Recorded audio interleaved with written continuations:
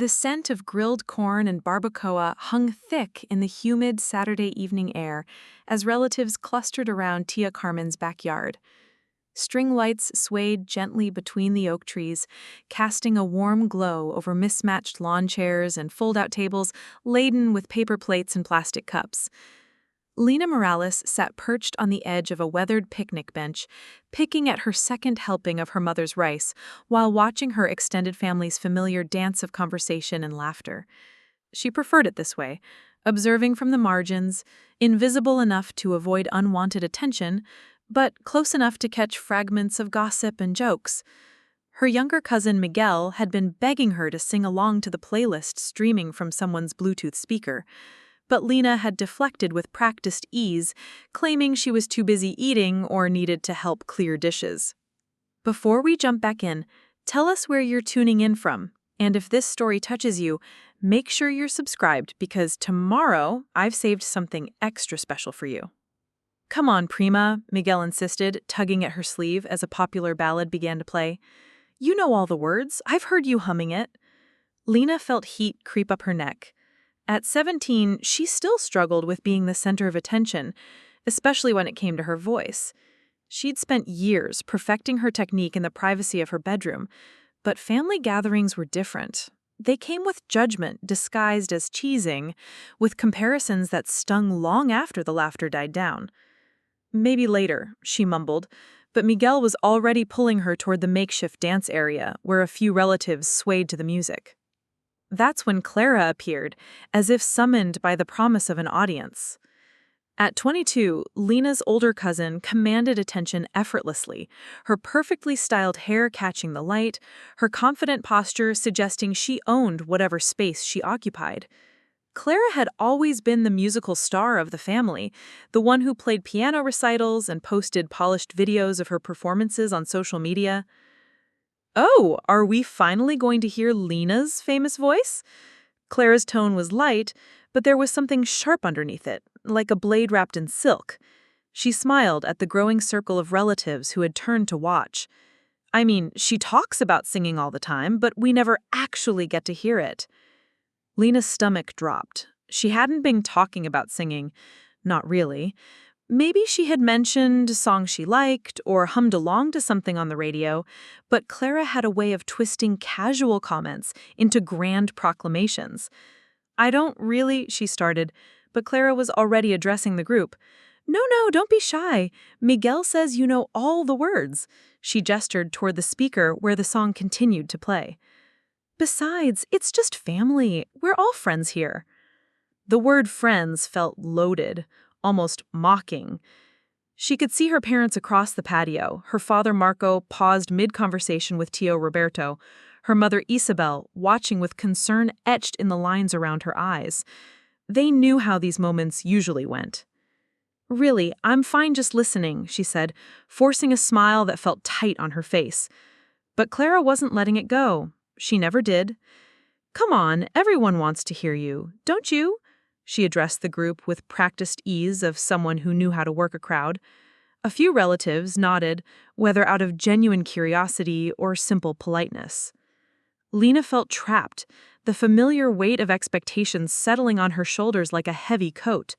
She could feel everyone watching, waiting. The song reached its chorus, and almost without thinking, she began to hum along, quietly at first, then with slightly more confidence as the melody carried her away from the awkwardness of the moment. Her voice was soft but clear, with a warmth that seemed to surprise even her. For a few precious seconds, Lena forgot about the audience, lost in the familiar comfort of singing. The notes came naturally, her breathing steady, her pitch true. Then Clara laughed. It wasn't cruel exactly, but it was dismissive, the kind of laugh that suggested she'd heard something amusing, but not particularly impressive. The words hit Lena like a physical blow.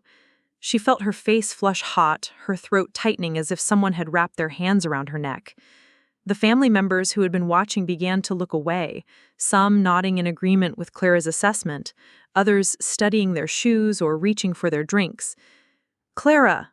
Isabel's voice cut through the awkwardness, gentle but firm. What? I'm just being honest, Clara shrugged, her expression innocent. There's nothing wrong with singing for fun. Not everyone can be performance level, right? Marco cleared his throat, stepping closer to his daughter. Lena has a nice voice, he said, but his tone was careful, diplomatic, the voice of someone trying to smooth over conflict rather than defend a position. Of course she does, Clara's mother Vivian chimed in, her smile as polished as her manicured nails. It's lovely for family gatherings. Very sweet. The word sweet felt like a pat on the head, a consolation prize for trying but not quite succeeding. Lena forced herself to laugh along with the others, as if she were in on the joke rather than the target of it. Yeah, well, I guess I'll stick to the shower, she said, hating how small her voice sounded. The conversation moved on, flowing around her like water around a stone, but Lena remained frozen in place, Clara's words echoing in her mind. Not stage ready, not performance level. The casual dismissal hurt more than outright cruelty would have. At least cruelty acknowledged that she was worth attacking. As the evening wound down and relatives began gathering their things, Lena helped stack plates and fold chairs, mechanical in her movements. She caught her mother's eye across the patio and saw sympathy there, which somehow made everything worse. Sympathy meant Isabel agreed with Clara's assessment, but felt bad about it. Later, as they drove home in their father's pickup truck, the silence stretched between them like a taut wire. Mirko finally spoke as they pulled into their driveway. Clara shouldn't have said that. It's fine. She was just being honest. But it wasn't fine. As Lena lay in bed that night, staring at the ceiling of her small bedroom, Clara's words played on repeat. Not stage ready. The phrase had lodged itself in her mind like a splinter, painful and impossible to ignore. Something shifted in her chest. Not sadness, but something sharper, more focused. For years, she had accepted her family's narrative about her ordinariness, had convinced herself that being unremarkable was safer than risking failure. But lying there in the darkness, feeling the sting of public dismissal, Lena felt something she'd never experienced before. The burn of real determination. Clara thought her voice wasn't stage ready? Fine. She'd show her what stage ready actually sounded like. The next morning, Lena awoke with Clara's words still ringing in her ears, but instead of the crushing weight of humiliation she'd expected, she felt something else entirely, a sense of purpose that made her fingers tingle with anticipation. She moved through her usual Sunday routine of helping her mother with breakfast and listening to her father read sections of the newspaper aloud, but her mind was elsewhere, focused on the hidden drawer of her desk that contained her most carefully guarded secrets.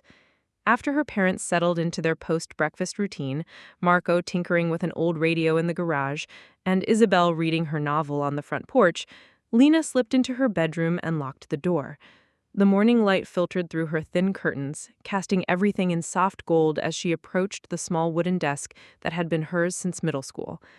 The drawer stuck slightly, warped from years of humid summers, but when it finally gave way, Lena felt her pulse quicken. Inside lay the evidence of her double life: sheets of vocal exercises covered in her careful handwriting, breathing technique diagrams she'd printed from YouTube tutorials, and a stack of CDRs labeled with dates going back 8 months. At the bottom, wrapped in a soft cloth, was her most prized possession, a small digital recorder that had captured every lesson, every breakthrough, every moment of progress she'd made under Ethan Brooks's guidance. She lifted out one of the more recent recordings, dated just 2 weeks earlier, and placed it in her ancient boombox. As the familiar sound of piano accompaniment filled her room, followed by her own voice, stronger and more controlled than it had ever been during family gatherings, Lena closed her eyes and let herself remember. 8 months earlier, she had been a different person entirely. The open mic night at Café Luna had been Isabel's idea, a gentle push disguised as a mother-daughter outing. Just to listen, Isabel had said. You love music so much, and I thought it might be nice to see other people perform. They'd sat in the back corner, sharing a slice of tres leches cake and watching a parade of local talent take the tiny stage. Some were polished, clearly experienced performers who commanded the room with ease. Others were raw, nervous but authentic in their vulnerability. Lena had been content to observe, taking mental notes on technique and stage presence, when the host, a woman with short gray hair and kind eyes, approached their table. "First time here?" she asked. And when they nodded, she smiled. "We always welcome new voices. Anyone brave enough to share something?" Lena had started to shake her head, but something in the woman's expression stopped her. There was no judgment there, no expectation of perfection, just genuine curiosity. Before she could talk herself out of it, she found herself walking towards the stage, her legs shaky but determined.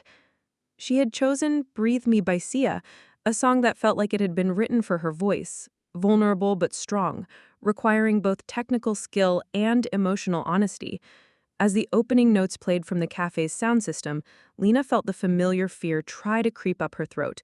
But then she began to sing, and everything else fell away. The performance wasn't perfect. Her voice wavered slightly on the bridge, and she forgot to use the microphone properly for the first verse. But there was something real in her delivery, something that made the chattering cafe gradually fall quiet as people turned to listen. When the song ended, the applause was genuine and warm.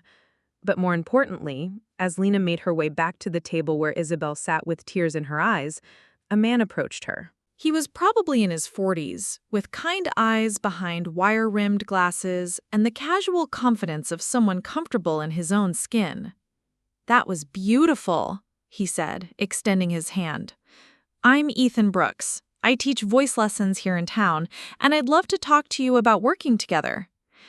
Lena had stared at him, certain she'd misheard. "Me?" "You have something special," Ethan continued. "Raw talent, yes, but more than that, you have authenticity. That's not something I can teach. But technique, stage presence, confidence, those we can work on." That night, driving home with Isabel, Lena had felt like she was floating. Her mother had been quiet for most of the ride, then finally said, "You know, mija, I used to sing when I was your age. Never professionally, just for myself. But I always wondered what might have happened if I'd been brave enough to really try." The lessons had started the following week. Now, sitting in her bedroom 8 months later, Lena marveled at how much had changed. The voice on the recording was undeniably hers, but it was also transformed, fuller, more controlled, with a richness that came from proper breathing and years of secret practice.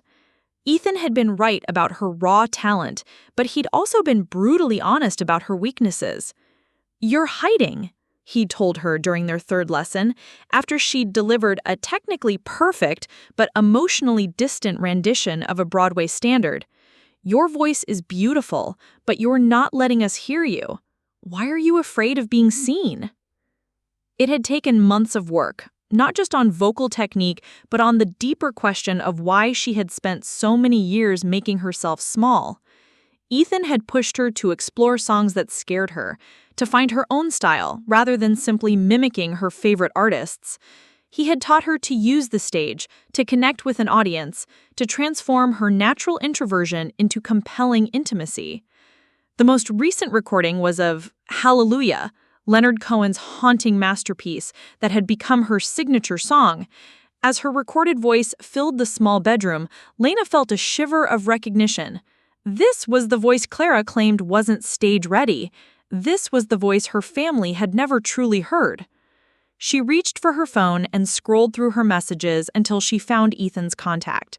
Their last lesson had been the previous Thursday, but suddenly she needed to hear his voice, needed the reassurance that the progress she heard in the recordings was real. "Lena!" Ethan's warm baritone came through the phone after just 2 rings. "How are you feeling after yesterday's family gathering?" She'd told him about the barbecue, about Clara's expected critique, and her own determination to prove something. Now, with the evidence of her secret training scattered across her desk, she felt foolish for letting her cousin's words affect her so deeply. "I keep thinking about what you said," she began, then stopped. "About my voice being my truth, about not hiding it anymore. And I think I'm ready to stop hiding." There was a pause on the other end of the line, and she could picture Ethan's thoughtful expression. "What are you thinking?" Lena's eyes fell on the corner of her desk where a crumpled flyer had been sitting for the past 2 weeks. She smoothed it out with her free hand, reading the bold text that had been calling to her like a dare. Annual Valley Community Talent Show, registration open, grand prize, $1,000, and recording studio time. "I'm thinking," she said slowly, "that it's time to show everyone what stage ready actually sounds like." The kitchen smelled like coffee and Sunday morning ease when Lena finally emerged from her room, the talent show flyer clutched in her slightly damped palm. Her parents had settled into their traditional post-breakfast routine, Marco at the kitchen table with his reading glasses perched on his nose, working through a crossword puzzle, while Isabel moved around the kitchen with quiet efficiency, preparing ingredients for the week's meals. Lena stood in the doorway for a moment, watching them. There was something comforting about their settled domesticity, the way they moved around each other after nearly 20 years of marriage with an unconscious choreography. It made what she was about to do feel both more difficult and more necessary. "Mija?" Isabel looked up from the onions she was dicing, her dark eyes immediately focusing on Lena's face with the laser precision that came with being a mother. "You look like you have something on your mind." Marco glanced up from his puzzle, pencil poised over the squares. "Everything okay?" Lena took a deep breath and stepped into the kitchen, the crumpled flyer seeming to burn against her palm. The bold lettering seemed even more intimidating in the bright kitchen light. "Valley Community Talent Show?" Marco removed his reading glasses and leaned forward, studying the flyer with the same careful attention he gave to everything: car engines, household repairs, tax forms. "A talent show," he said finally, his tone neutral. "I want to enter," Lena said quickly, before she could lose her nerve. "I want to sing." The silence that followed felt heavy, charged with all the unspoken concerns that had always hovered around the edges of their family conversations about her music. Marco was the first to speak, his voice gentle but tinged with the practical worry that colored most of his advice. "Lena, sweetheart, are you sure about this? I mean, after last night," he gestured vaguely, as if Clara's dismissal still hung in the air between them. "I don't want you to put yourself in a position to get hurt." The concern in his voice was genuine, but it stung nonetheless. Her own father doubted her abilities, saw her musical ambitions as a recipe for heartbreak rather than possibility. Lena felt her determination waver for a moment, before solidifying into something harder, more resolved. "I know what Clara said," she replied, surprising herself with how steady her voice sounded. "But she doesn't know everything about me, about what I've been working on." Isabel set down her knife and moved closer to the table, her expression curious rather than dismissive. "What do you mean, Mija?" This was the moment Lena had been both dreading and anticipating, the revelation of her secret life, the months of lessons and practice that her family knew nothing about. She thought about Ethan's words from their very first meeting. "Authenticity isn't something I can teach, but confidence? That we can work on." "I've been taking voice lessons," she said simply. "For 8 months, with Ethan Brooks. He's a professional musician, teaches at the community center. I'm not the same singer I was a year ago. I'm not even the same singer I was last month." Marco's eyebrows rose in surprise, but Isabel's expression shifted to something that looked almost like recognition, as if pieces of a puzzle were finally clicking into place. "The study groups," Isabel said quietly. "All those Thursday evenings when you said you were working on group projects?" Lena nodded, heat creeping up her neck.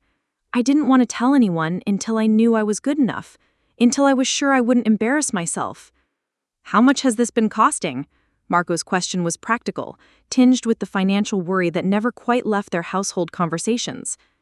"Ethan's been working with me for free mostly," Lena admitted. "He said I had potential and he wanted to help develop it. But, Mom," she turned to Isabel, whose face had gone very still. "Some of the early lessons, when he was still charging his regular rate, how did I afford those?" Isabel's hands stilled on the counter, and for a long moment the only sound in the kitchen was the distant hum of the refrigerator. When she finally spoke, her voice was soft, almost apologetic. "I may have helped with that," Without telling your father. Marco turned to stare at his wife, the crossword puzzle forgotten. Isabel? She needed those lessons, Marco. I could hear her singing in her room, practicing, working so hard on her own. And when that nice man offered to teach her properly, Isabel lifted her chin slightly, defiant in the face of her husband's surprise. I took some money from my sewing fund. Not much, but enough for a few sessions. Lena felt tears prick at the corners of her eyes. Her mother, practical, cautious Isabel, had believed in her enough to invest in lessons she couldn't really afford, and had kept the secret for months without asking for credit or recognition. Why didn't you tell me? Marco's question was directed at both of them, confusion and hurt mingling in their expression. Because you would have worried, Isabel said simply.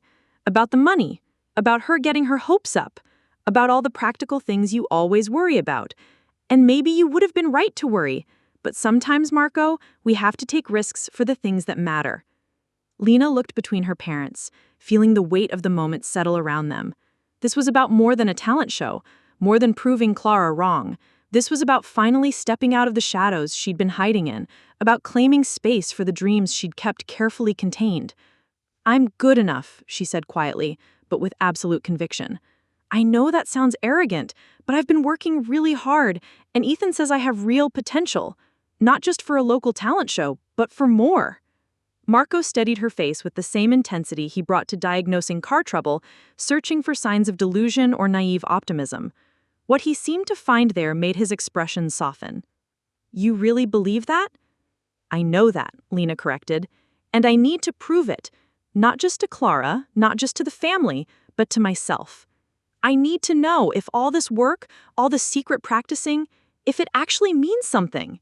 Telling and preparing the story took us a lot of time, so if you're enjoying it, subscribe to our channel. It means a lot to us. Now back to the story. The kitchen fell quiet again, but this time the silence felt different, expectant rather than heavy. Marco reached across the table and picked up the flyer, reading through the details with new attention. Registration deadline is this Friday, he noted. Prize is $1,000 and studio time. It's not about the prize, Lena said quickly. It's about... I know what it's about, Marco interrupted gently.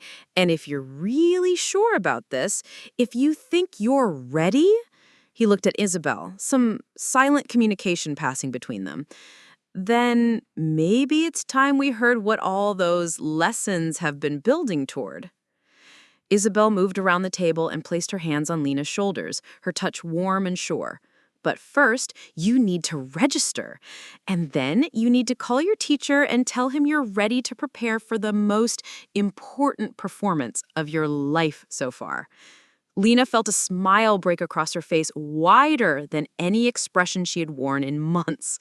She pulled out her phone, navigating to the talent show's registration website with fingers that only trembled slightly. The form was simple: name, age, contact information, type of performance. When she reached the section asking for the name of her piece, she paused. "What song are you going to sing?" Isabel asked, reading over her shoulder. Lena thought about all the songs she'd worked with Ethan, all the pieces that had pushed her technically and emotionally. But there was one that felt like it had been written for this moment, one that captured everything she'd been feeling about her voice, her family, her place in the world. "Rise Up" by Andrew Day, she said, typing the title into the form. It's about finding your voice when the world tries to keep you quiet. As she hit the submit button, Lena felt something shift in her chest, a sense of forward momentum that was both thrilling and terrifying. The confirmation email appeared in her inbox almost immediately. "Thank you for registering for the Valley Community Talent Show. Auditions will be held July 8th at the Riverside Theater." 1 week? Marco said, reading the email over her shoulder. "Are you ready for this?" Lena thought about Clara's dismissive laughter, about months of secret preparation, about the voice she'd been hiding from the world, about her mother's quiet faith and her father's growing support, about Ethan's patient guidance and her own burning need to finally be seen. "I've been ready for this my whole life. I just didn't know it until now." The community center's music room felt different on Monday afternoon, charged with new urgency, as Lena sat across from Ethan, her notebook open to fresh breathing exercises. 3 days after registering for the talent show, the familiar sanctuary that had nurtured her growth now thrummed with the pressure of an approaching deadline. Auditions in 5 days, Ethan said, his fingers dancing across the piano keys in a warm-up scale. How are you feeling? Terrified but ready, Lena admitted. Terrified is good. It means you care. But ready? He studied her with the intensity he brought to analyzing difficult musical passages. Let's find out. For the next hour, he pushed her harder than ever before. They worked on breath control until her ribs ached, practiced vocal runs that left her tongue twisted, and refined the transition between her chest and head voice with surgical precision. When she finally sang through Rise Up completely, her voice was strong, but slightly hoarse. Better, Ethan said when the last note faded, but you're still holding back. There's a difference between technical perfection and emotional truth, Lena. The judges won't just be listening to your voice, they'll be listening to your story. He gestured for her to join him in the center of the room. Sing the first verse again, but this time think about why you chose this song. Not the technical reasons, the personal ones. Lena closed her eyes, letting herself remember Clara's dismissive laughter, the years of making herself small, the months of secret practice. When she began to sing, her voice took on a rawness that hadn't been there during the technical run-through, a vulnerability that even Ethan's expression shifted. There, he said when she finished, that's what stage-ready actually sounds like. That evening, walking home through familiar neighborhood streets, Lena scrolled through social media, a habit she couldn't quite break. Clara's latest post appeared at the top of her feed, a video of her playing complex show band at what looked like a formal recital. The caption read, "So grateful for another beautiful performance at the Riverside Art Center. Nothing beats sharing music with an appreciative audience. #blessed, #pianist, #dreams come true." The video had already garnered dozens of likes and family comments praising Clara's technique. Lena felt the familiar twist of inadequacy, but this time it was accompanied by something fiercer, protective anger on behalf of her own dreams. Tuesday's lesson intensified everything. Ethan made her perform while walking around the room, while sitting in different positions, while dealing with deliberate distractions. By the end, Lena felt like she'd run a marathon, but her voice remained strong throughout every variation. Stage presence, Ethan explained as they packed up. You can have the most beautiful voice in the world, but if you can't connect with your audience, if you can't command your space, it doesn't matter. Wednesday brought a new challenge. Sarah and David, two of Ethan's other students, sat in as a small audience. After Lena's performance, their feedback was direct but kind. Technically, you're solid, but you're performing like you're apologizing for taking up space. Own your moment. We can tell you have power, but you're keeping it on a leash. The criticism stung because Lena recognized its truth. Even after months of training, she was still the girl who preferred margins, who had spent years believing that being noticed meant being judged and found wanting. Thursday's lesson was supposed to be their final intensive session, but when Lena arrived at the community center, she found a note taped to the music room door. Emergency family situation. Rain check on today's lesson? You're ready. Trust yourself. E. Standing alone in the empty hallway, panic bubbled up in her chest. She needed Ethan's steady presence, his last-minute adjustments and encouragement. Instead, she had silence and her own rapidly spiraling thoughts. At home that evening, she tried to practice but found herself second-guessing every note, every breath, every gesture. The confidence she'd been building felt fragile, dependent on external validation. Her phone buzzed with a text from an unknown number. "Lena, this is Sarah from Ethan's studio. Heard about the family emergency. Want to run through your song? I'm at Cafe Luna for open mic night. No pressure, just solidarity. S."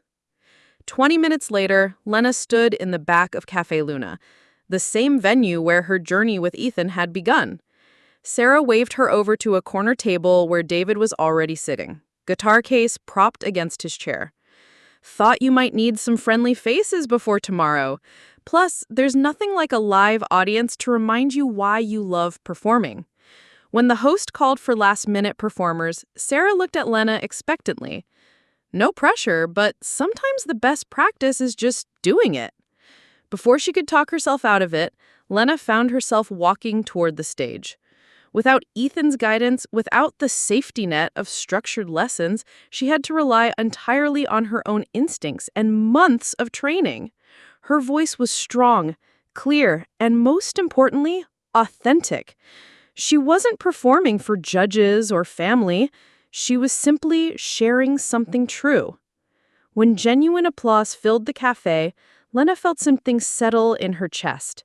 Standing on that small stage, looking out at strangers who had chosen to truly listen, she finally understood what Ethan had been trying to teach her about belonging. Friday morning arrived with crisp clarity that made everything feel sharper, more vivid. Lena woke before her alarm, her stomach tight with anticipation. Isabel had prepared a strategic breakfast: toast with honey for her throat, chamomile tea, and sliced bananas, approaching the audition with the same careful attention she brought to everything that mattered. The drive to the Riverside Theater took 15 minutes through downtown streets Lena had known her entire life. The restored 1920s building looked elegant, but not intimidating, its marquee reading, "Community Talent Show Auditions, Private Event." Inside, about 30 other performers waited to check in, the lobby buzzing with nervous energy. Lena received number 23 and an audition time of 2:15 p.m., 2 hours to maintain focus without letting anxiety spiral into panic. At 2:15 exactly, her number was called. Walking into the performance lights felt like stepping into another dimension. The theater seated about 300 people, but today it was empty except for 3 judges sitting at a table halfway back from the stage. Mrs. Holloway, the retired music teacher known for being fair but demanding, sat with 2 other judges, a younger man with contemporary music world casualness and an older woman whose posture suggested classical training. "I'm Lena Morales," she said, relieved to hear her voice carried clearly. "I'm 17, and I'll be performing Rise Up by Andra Day." The opening notes of the backing track filled the theater, and for a moment, Lena felt completely alone on the vast stage. Then Ethan's words echoed, "Fear is just another instrument. Learn to play it instead of letting it play you." She took a deep breath and began to sing. The first verse was tentative, her voice beautiful but careful. But as the melody built toward the chorus, something shifted. Perhaps it was the theater's acoustics, or the memory of the previous night's performance at Café Luna, or simply months of preparation culminating. But Lena felt herself expand into the space, her voice growing richer and more confident with each phrase. By the bridge, the most technically challenging part, she had found her rhythm. Her voice soared through difficult passages with clarity and power that surprised even her. She wasn't just singing notes, she was inhabiting them, making them her own, telling a deeply personal story that filled the entire theater. The final chorus brought everything together: technique and emotion, training and instinct, months of secret practice and years of quiet dreaming. When the last note faded into silence, she felt like she had shared something essential about herself, something that couldn't be dismissed by casual criticism. The applause from the judges was brief, but genuine. Mrs. Holloway was nodding with a satisfied expression of someone who had heard exactly what they'd hoped to hear. "Thank you, Miss Morales. You'll hear from us by Sunday evening about callbacks." Walking off stage felt like returning to Earth after floating in space. Her legs were shaky, her heart still racing. But underneath the adrenaline was something solid and unshakable.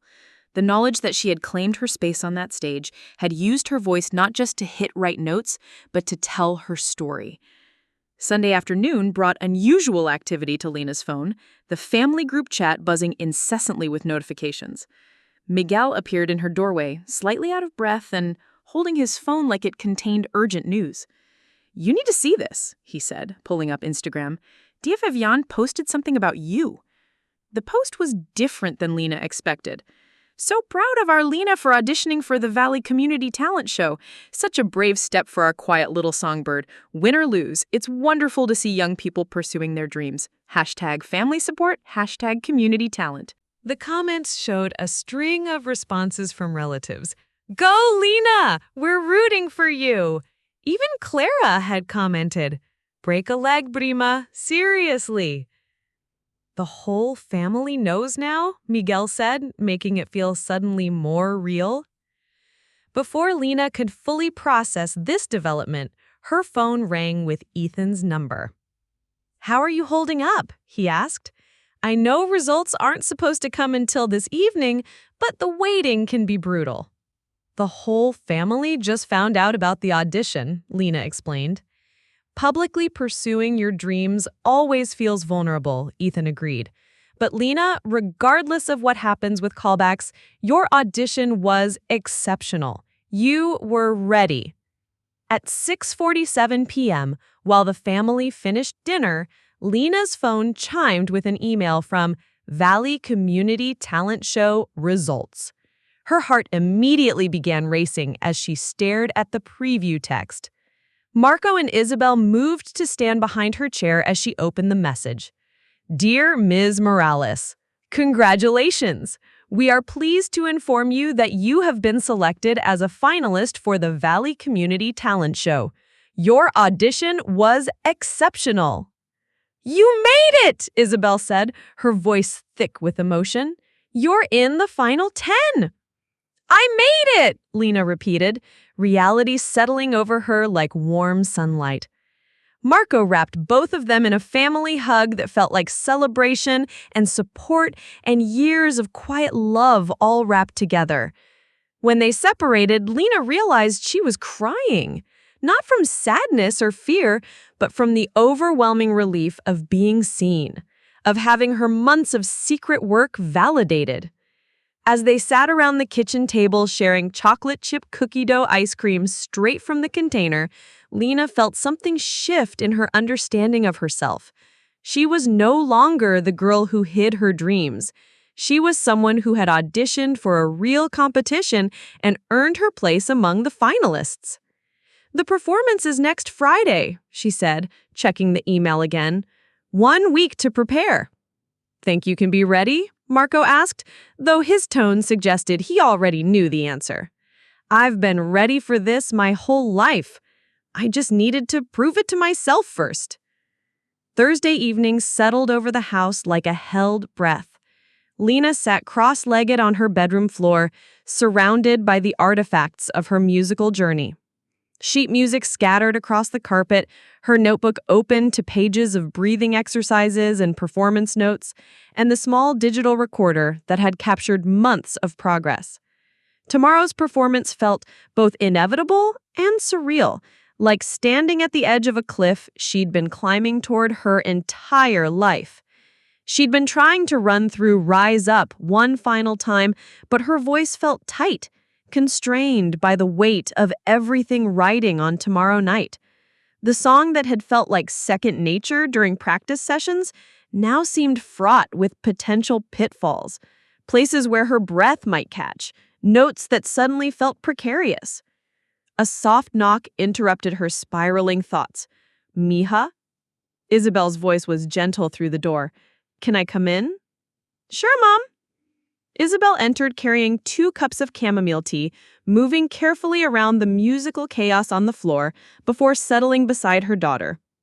For a moment, they sat in comfortable silence, the warm steam from their cups rising between them like incense. "I have something to tell you," Isabel said finally, her voice carrying the weight of a carefully held secret. "About those voice lessons, the early ones that you couldn't afford." Lena looked up, sensing this was more than a simple confession about the sewing fund money. "I didn't just help pay for them," Isabel continued. "I went to one of your lessons. Not inside, just I sat in my car outside the community center and listened through the open windows." "Mom, you were working on Hallelujah," Isabel said, her eyes distant with memory. "It was about 3 months ago, during one of those warm April afternoons. Your voice was so clear, so strong, and I realized I was listening to someone I'd never really heard before. Not my little girl humming in her room, but a real singer, an artist. Lena felt tears prick at the corners of her eyes. Why didn't you tell me? Because you needed to discover that strength for yourself. But, Lena, sitting in that car, hearing you sing like you belonged in that space, that's when I knew. Not hoped, not wondered, but knew. You have something special. Isabel reached into her pocket and pulled out a folded piece of paper. I wrote this that day, sitting in the parking lot. I've been carrying it around ever since, waiting for the right moment. With trembling fingers, Lena unfolded the paper. In her mother's careful handwriting, "Today I heard my daughter's true voice for the first time. She doesn't know I'm here, doesn't know I'm listening, but I needed to witness this moment. The moment she stopped hiding and started becoming who she's meant to be. Whatever happens next, she's already won." The tears came freely now. Months of secret preparation and family doubt and quiet determination spilling over into this moment of pure understanding between mother and daughter. "Tomorrow night," Isabel said softly, "when you're standing on that stage, remember that you've already proven everything you need to prove. To me, to your father, to yourself. Everything else is just sharing that gift with people who are lucky enough to hear it." The Riverside Theater hummed with Friday night energy, every seat filled with families, friends, and community members drawn by curiosity and the promise of local talent. Backstage, Lena peered through the curtain at the audience, her heart hammering against her ribs as she spotted familiar faces scattered throughout the crowd. There was her parents in the third row, Marco looking uncharacteristically nervous in his best button-down shirt, Isabel radiating calm confidence. Behind them sat Tia Carmen and Tio Roberto, along with several cousins she rarely saw outside of holiday gatherings. Even Miguel had convinced his parents to attend, his teenage excitement visible from the stage. And there, 5 rows back on the left side, sat Clara and Vivian. Clara's presence should have been intimidating, but as Lena watched Clara scan the program with what looked like genuine interest rather than skeptical dismissal, she felt something unexpected. Gratitude. This journey had started with Clara's casual cruelty, but it had led to something far more important than proving a point. It had led to discovering herself. "Places, everyone," the stage manager called softly. "Miss Morales, you're number 7, about 10 minutes. Lena nodded, stepping back from the curtain to run through her final warm-ups. Her voice felt strong, clear, ready. All the months of preparation had led to this moment, and she was as prepared as she could possibly be. The first 6 performances were a blur of applause and stage changes. A 10-year-old pianist who played Chopin with remarkable precision, a teenage folk duo whose harmonies brought tears to several audience members' eyes, an older man whose jazz standard transported the theater to a smoky 1940s nightclub. Then her name was called. Walking onto that stage for the second time felt completely different than her audition. The lights were brighter, the audience larger, the stakes higher. But as Lena found her mark at center stage and looked out at the sea of faces, she felt the same calm certainty that had carried her through every practice session with Ethan. "I'm Lena Morales," she said, her voice carrying clearly through the theater. "I'll be performing Rise Up by Andra Day." The opening notes filled the space, and Lena took the breath that would launch everything she had been working toward. When she began to sing, her voice was strong and clear, but more than that, it was hers, completely and authentically hers. She sang the first verse with controlled power, building gradually toward the chorus. But it was in that chorus where everything came together. Months of technique, years of dreaming, and the hard-won confidence that came from finally believing in herself. Her voice soared through the challenging passages, filling every corner of the theater with a richness and authenticity that made the audience lean forward in their seats. By the bridge, Lena had found that perfect balance between technical precision and emotional truth that Ethan had been pushing her toward.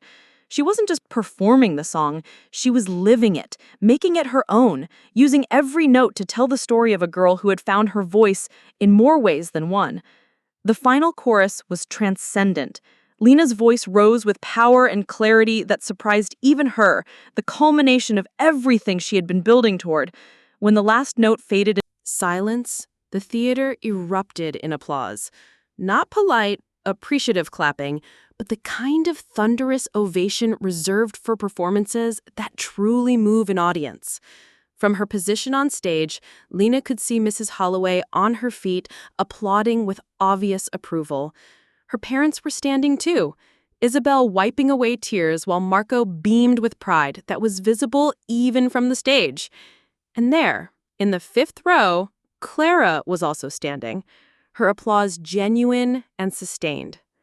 20 minutes later, as the 10 finalists stood in a line across the stage, Lena felt remarkably calm. Whatever happened next, she had accomplished what she'd set out to do. She had claimed her space, used her voice, and performed with the kind of authenticity that couldn't be dismissed or diminished. Mrs. Holloway approached the microphone, holding an envelope that contained the judge's decision. "Before I announce our winner," she began, "I want to say that every performer tonight has shown remarkable courage and talent. You should all be proud of what you've accomplished." She opened the envelope with deliberate care. This year's Valley Community Talent Show winner by unanimous decision of the judges is Lena Morales. The words hit her like a physical force. Winner. Unanimous decision. Lena felt her knees wobble as the reality sank in, but somehow she remained standing as Mrs. Holloway approached with a small trophy and an envelope containing her prize. "Your performance tonight was exceptional," Mrs. Holloway said, her voice warm with genuine admiration. "You have a rare gift for connecting with an audience, for making every person in this theater feel like you were singing directly to them. That's not something that can be taught. That's artistry." The standing ovation that followed felt different than the applause after her performance. This was recognition, validation, the sound of a community celebrating one of their own. As Lena stood at center stage, holding her trophy and looking out at the audience, she found Clara in the crowd. Her cousin was still applauding, but her expression had shifted from surprise to something that looked almost like respect. When their eyes met across the theater, Clara offered a small nod, not of defeat, but of acknowledgement. The dismissive laughter from the family barbecue felt like it had happened in another lifetime, to a different person entirely. Later, as the theater emptied and families gathered their things, Lena found herself surrounded by relatives she hadn't expected to see. Tia Carmen embraced her with tears in her eyes. Tio Roberto shook her hand with formal pride, and even some of the extended family members who had been skeptical about her musical pursuits offered genuine congratulations. Clara approached last after most of the crowd had dispersed. For a moment, the cousins stood facing each other in the theater lobby, years of complicated family dynamics hanging between them. "That was really good," Clara said finally, and for the first time in Lena's memory, there was no edge to her cousin's voice. "I mean, really, really good. I had no idea." "Thank you," Lena replied, and meant it. "I'm sorry," Clara continued, her voice quieter now, "about what I said at the barbecue. I don't know what I was. You were being Clara, and honestly, if you hadn't said what you said, I might never have found the courage to do this."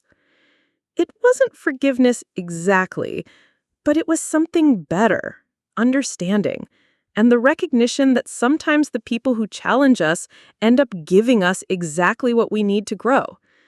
As her family finally headed toward the parking lot, Lena took one last look at the Riverside Theater, at the stage where she had finally fully claimed her voice. Tomorrow would bring new challenges, new opportunities, new dreams to pursue. But tonight, she was exactly who she'd always been meant to be: a singer, a performer, a young woman who had learned that the most important audience she'd ever performed for was herself. A week after the talent show, Lena sat on her favorite bench in Riverside Park, her acoustic guitar resting across her lap as afternoon sunlight filtered through the oak trees overhead. The same trees that had witnessed countless childhood afternoons now seemed to shimmer with new possibility, as if the world itself had shifted into sharper focus since that transformative Friday night. She strummed a gentle chord progression, letting her voice drift over the melody without words, just pure sound, the kind of musical exploration that had once felt too risky to share with anyone. But secrecy was a luxury she could no longer afford, nor one she particularly wanted. The small trophy from the talent show sat on her desk at home, gleaming beside the $1,000 check that represented more than prize money. It was validation, recognition, proof that her dreams had substance beyond teenage fantasy. More importantly, the recording studio time that came with her victory had already been scheduled. Next month, she would walk into Soundwave Studios downtown, the same facility where several of her favorite indie artists had recorded their breakthrough albums, and lay down tracks that could become her first professional demo. The studio engineer, Jessica, had called personally to congratulate her and discuss what kind of sound she wanted to capture. "I watched your performance online," Jessica had said during their conversation. "You've got something special. That combination of technical control and emotional vulnerability that makes people lean in closer. I'd love to help you translate that into a recording that does your voice justice." Even more surprising was the call she'd received yesterday from Marcus Chen, a talent scout who represented emerging artists throughout the Pacific Northwest. He'd been in the audience Friday night, originally there to see his niece perform, but had left with Lena's contact information after hearing her sing. "I've been doing this for 15 years, he'd told her over coffee that morning. "I know real talent when I hear it, and you've got something that can't be taught or manufactured. That kind of authentic connection with an audience is rare. I'd like to help you figure out how to share it with a bigger world." The conversation had been both exhilarating and overwhelming. Marcus had talked about showcase opportunities in Seattle and Portland, about the growing market for singer-songwriters with authentic voices, about the importance of building a solid foundation before pursuing larger opportunities. "Lena?" She looked up to find Ethan approaching along the park's winding path, a coffee cup in one hand and a thick folder of sheet music tucked under his arm. His familiar presence brought an immediate smile to her face. The mentor who had seen her potential before she'd recognized it herself, who had guided her through months of technical training and emotional breakthrough. "I got your text about wanting to meet," he said, settling onto the bench beside her with the easy comfort of someone who had become both teacher and friend. "Something about discussing next steps? And congratulations on the Cafe Luna booking. Sarah told me they're already sold out for Friday night. Apparently, they've had to move you to their larger room." "That's actually the first thing I wanted to talk about," Lena said, setting the guitar carefully against the bench. The instrument felt like an extension of herself now, as natural as breathing. "I'm nervous about headlining. It's one thing to win a competition, but this feels different. These people are paying specifically to see me, not just to support local talent in general." "Different how?" Ethan asked, though his tone suggested he already understood the weight she was carrying. "More responsibility, more pressure to be worth their time and money." Lena pulled out her notebook, its pages filled with set list ideas, stage banter notes, and technical reminders she'd been compiling all week. "I've mapped out a 45-minute set, mix of covers and originals like they requested. But I keep second-guessing everything. What if the songs don't flow well together? What if my voice gives out? What if people expect something different than what I deliver?" "Show me what you're thinking," Ethan said, and they spent the next 25 minutes going through her planned performance. He offered suggestions for pacing, helped her think through transitions between songs, and reassured her that her instincts about connecting with the audience were sound. "You're overthinking this," he said gently after reviewing her set list. The reason people are coming isn't because they expect perfection. It's because they want to experience that same authentic connection they felt during the talent show. Trust the work you've done, trust your voice, and trust that the audience wants you to succeed. The second thing I wanted to discuss is more long term. I want to start writing my own songs seriously. I've got 6 nearly finished pieces already and more ideas than I know what to do with. She picked up her guitar and played through a song she'd been working on since Sunday.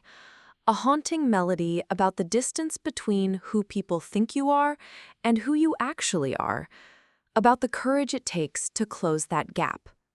Her voice was clear and confident, the lyrics honest and deeply personal without being self-indulgent. The verses explore the feeling of living someone else's version of your life, she explained after finishing the first verse in chorus, about how exhausting it is to maintain that distance between your true self and the person you think people want you to be. And the bridge is about that moment when you decide to stop hiding, even though it's terrifying, because hiding has become more painful than the risk of being seen. When she played the complete song, Ethan was quiet for a long moment, his expression thoughtful and impressed.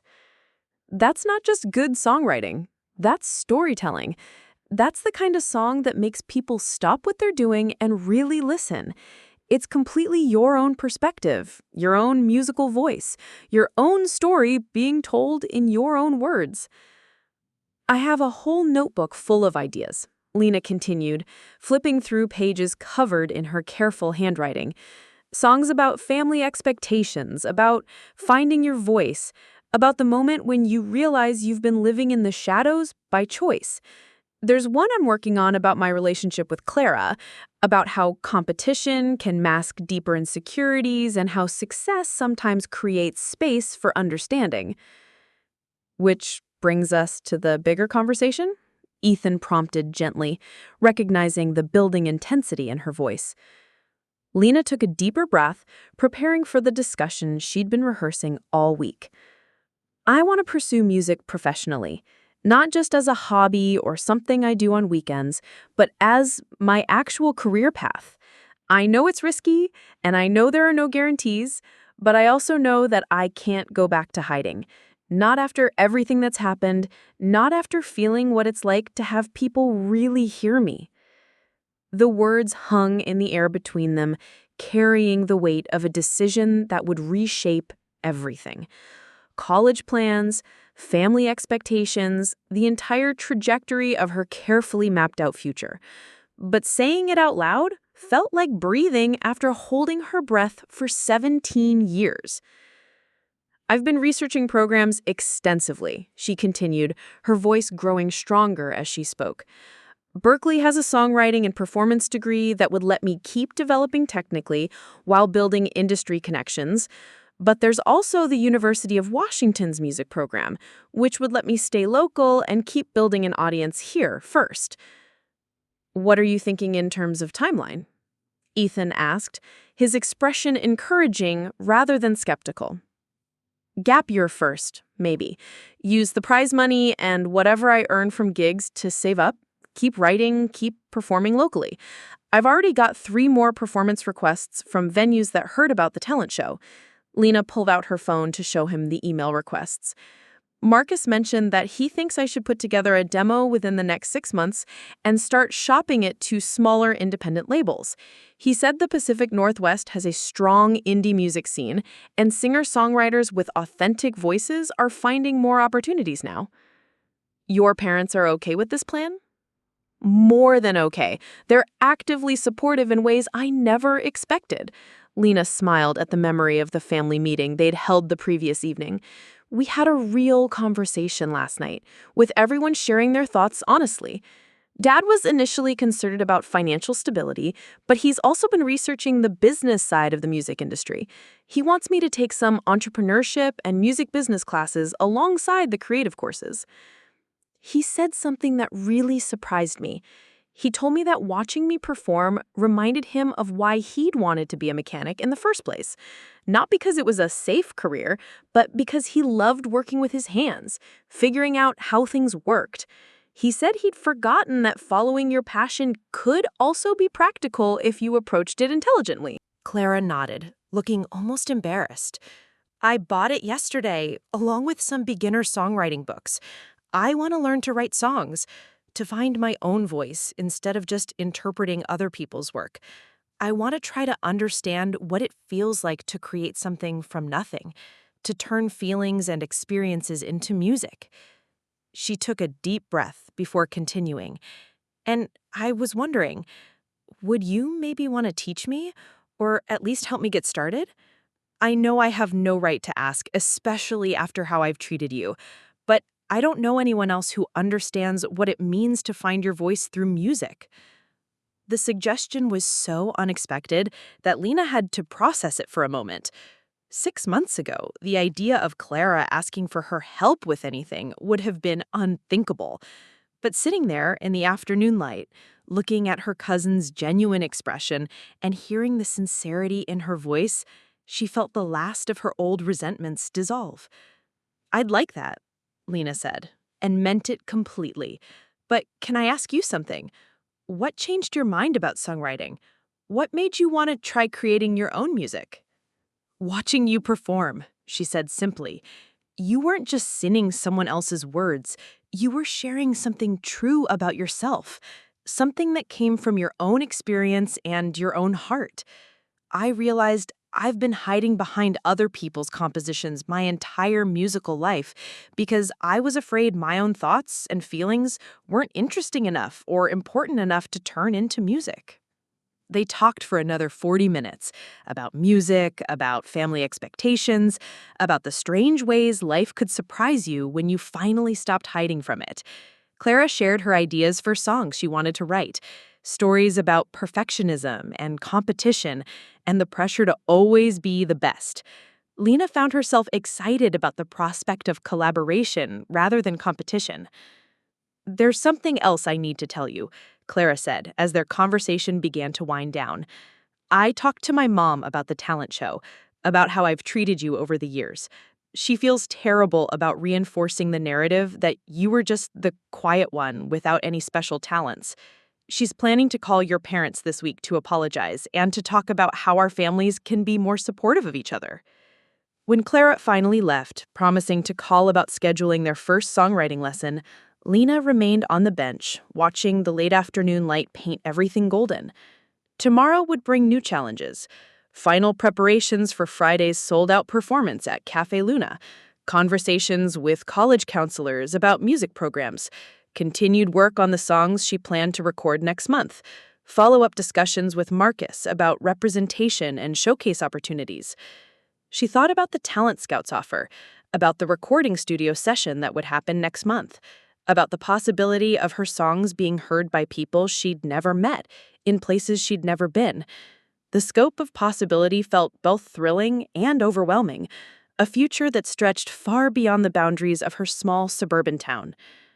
But more than anything, she thought about the conversation with Clara, about how success had created space for reconciliation and understanding in ways that years of resentment never could.